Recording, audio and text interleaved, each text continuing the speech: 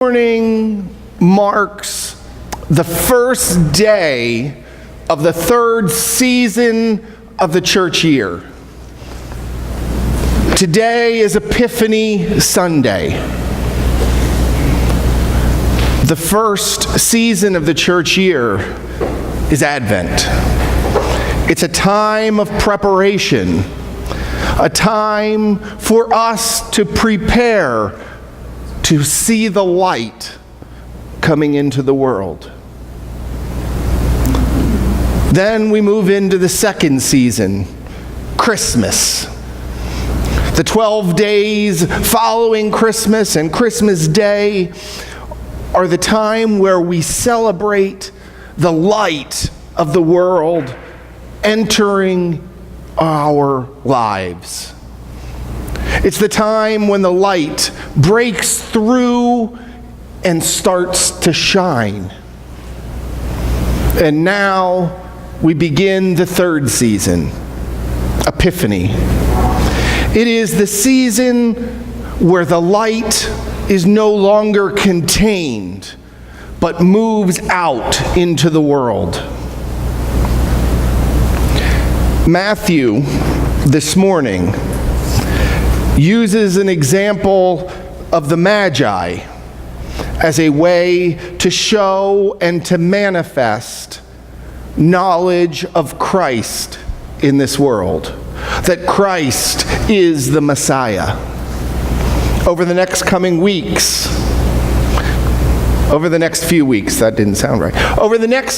weeks, we will read other stories that Matthew writes showing that Jesus is the Messiah.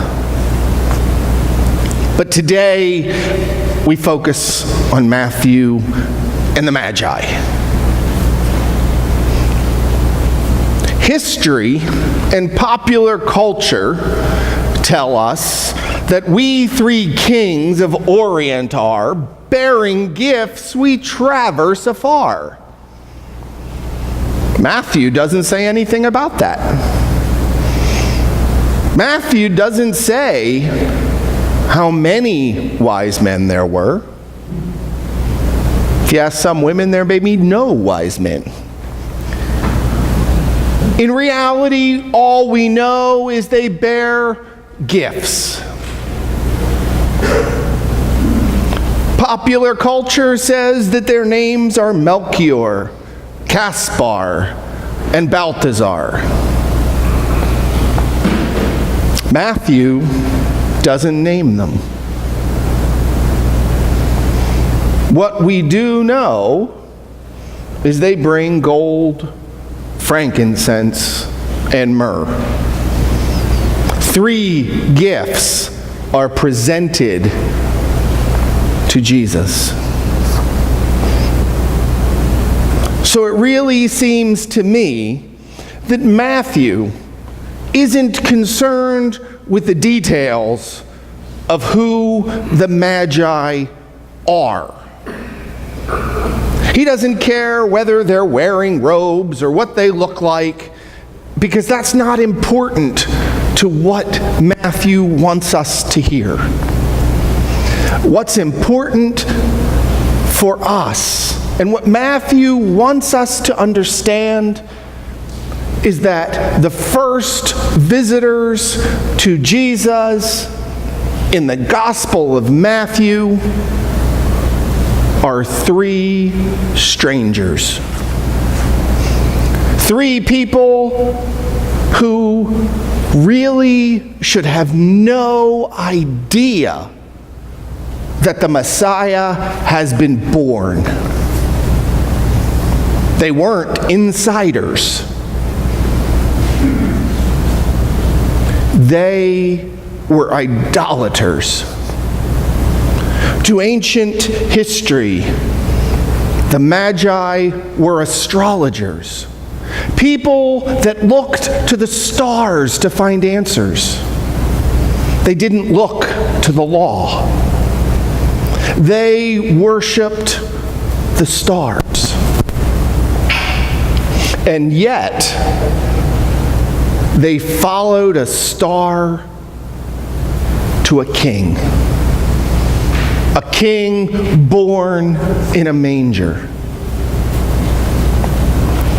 That is what Matthew wants us to understand. God will invite everyone to find Christ. It doesn't matter who you are or where you come from. The invitation is there.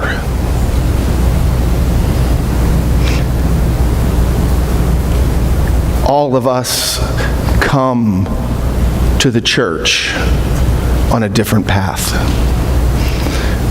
Some of you may have always grown up in the church.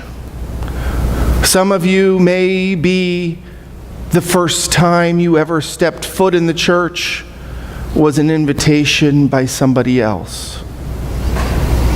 Maybe you chose to attend because it felt right. God invites us all. We all come here with radically different paths to Christ. None of our paths are the only way to find Christ. There are still people that come and don't recognize the baby in the manger, and yet they still come.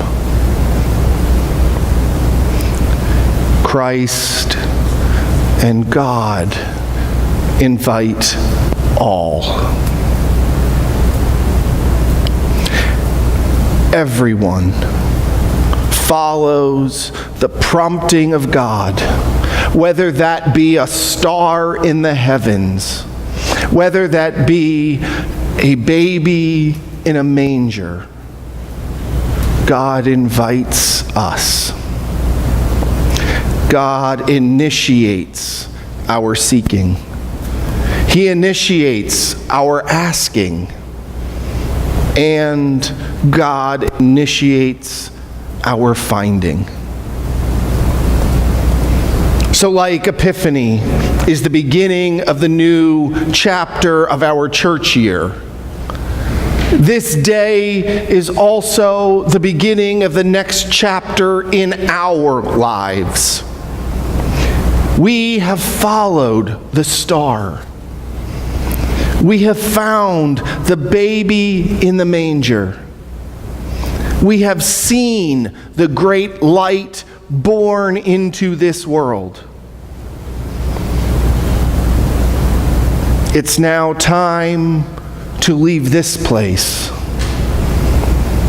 to share the light that we have found, the light that has broken through this world, and to let everyone know that the light is for all.